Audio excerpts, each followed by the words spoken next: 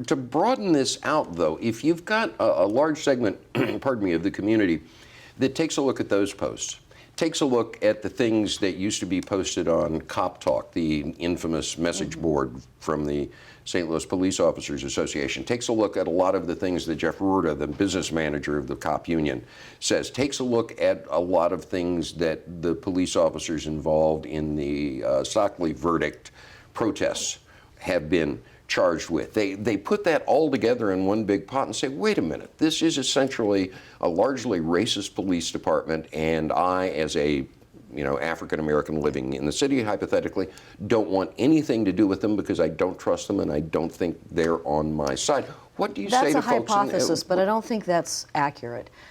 We have about 30% of our officers are African American. I don't have the exact number today. When you know police officers, when you personally know a number of police officers, you know that you can't generalize about any group of people, even including journalists, right?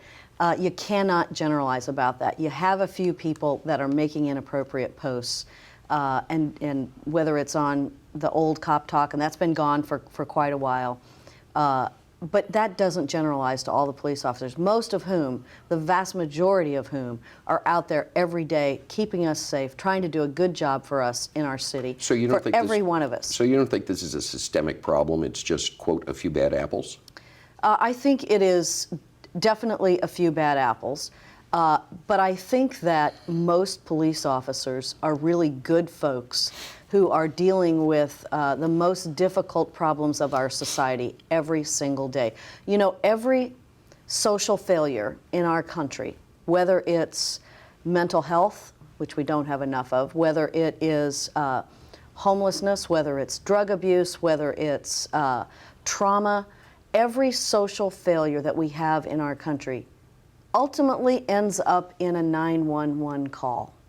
And we ask our police officers to go deal with all of those things, when in fact, as a country, and this is not a city or a county or even a state issue, we really need to put more effort, more money into the prevention side of our crime issue so that we don't have so many crimes committed and so that we don't have the mass incarceration issues that we have. So it is a big issue from prevention to incarceration that police officers are interjected into because these social ills end in a 911 call. I'm not going to blame these police officers for all of this over here.